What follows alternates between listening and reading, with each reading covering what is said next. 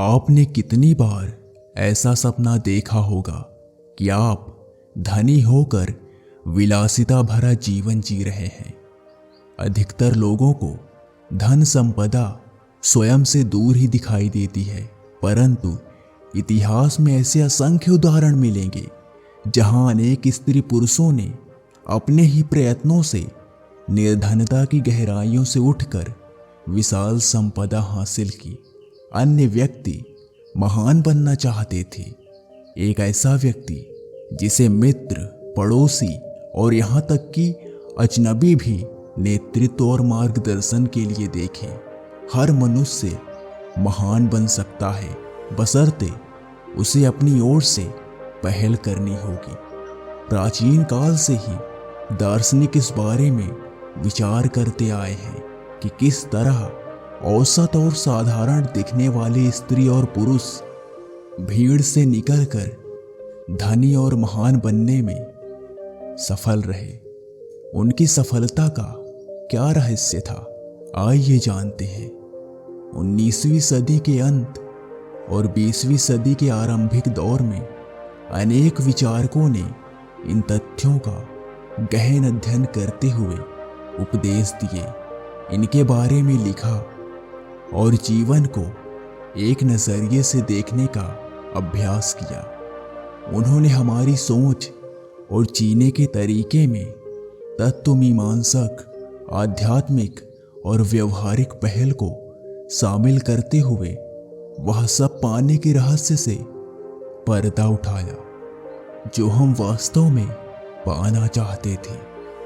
यह दर्शन पारंपरिक अर्थों में कोई धर्म नहीं था, परंतु यह एक उच्चतम प्रकार के अखंड विश्वास और शाश्वत उपस्थिति ईश्वर पर आधारित था।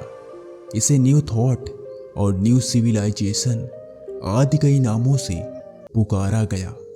न्यू थॉट या नई सभ्यता की यह अवधारणा जीवन का नया विचार देती है। यह हमें सटीक उपाय और संपूर्ण परिणाम प्रदान करती है। इनके चिंतन का आधार यह है कि मनुष्य की आत्मा का संबंध ब्रह्मांडीय तत्व के सूक्ष्म मन से जुड़ा है, जो हमारे जीवन को ब्रह्मांड की आपूर्ति के नियम से जोड़ता है। और हमारे पास वह शक्ति है कि हम यह चुन सकें यह हमारे लिए इस रूप में अभिव्यक्त होगा।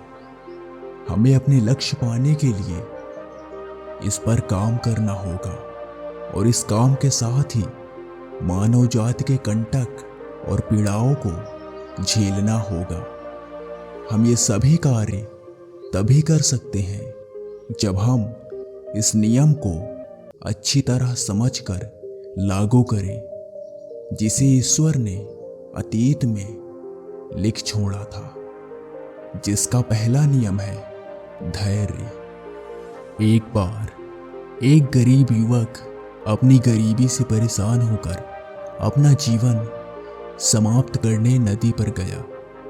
वहां एक साधु ने उसे ऐसा करने से रोक दिया।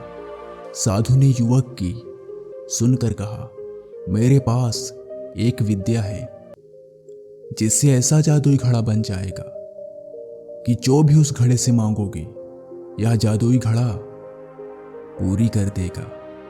पर जिस दिन यह घड़ा फूट गया, उसी समय जो कुछ भी इस घड़े ने दिया होगा वह सब गायब हो जाएगा। अगर तुम मेरी 2 साल तक सेवा करो तो यह घड़ा मैं तुम्हें दे सकता हूँ, और अगर 5 साल तक तुम मेरी सेवा करो तो मैं यह घड़ा बनाने की विद्या भी तुम्हें सिखा दूंगा। बोलो, तुम क्या चाहते हो? युवक ने कहा, महाराज, मैं तो 2 साल ही आपकी सेवा करना चाहूँगा। मुझे जल्द से जल्द बस यह घड़ा चाहिए। मैं इसे बहुत संभाल कर रखूँगा और कभी फूटने नहीं दूंगा। इस तरह 2 साल सेवा करने के बाद युवक ने वह जादुई घड़ा प्राप्त कर लिया और अपने घर पहुंच गया। उसने घड़े से अपनी हर इच्छा पूरी करवानी शुरू कर दी।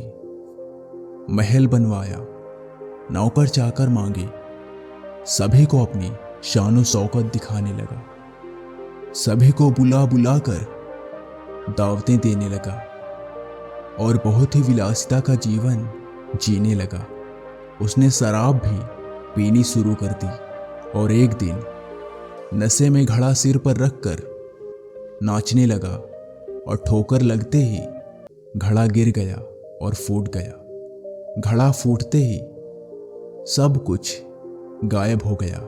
अब युवक सोचने लगा कि काश मैंने जल्दबाजी ना की होती और घड़ा बनाने की विद्या सीख ली होती तो आज मैं फिर से कंगाल ना होता।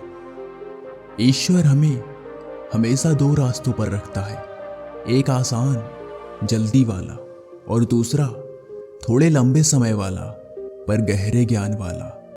यह हमें चुनना होता है कि हम किस रास्ते पर चलें। कोई भी काम जल्दी में करना अच्छा नहीं होता, बल्कि उसके विषय में गहरा ज्ञान आपको अनुभवी बनाता है और सफल भी। अगर आपको ये वीडियो पसंद आया हो तो इसे लाइक, शेयर और ऐसे ही कंटेंट के लिए सब्सक्राइब करें मंजिल की राह।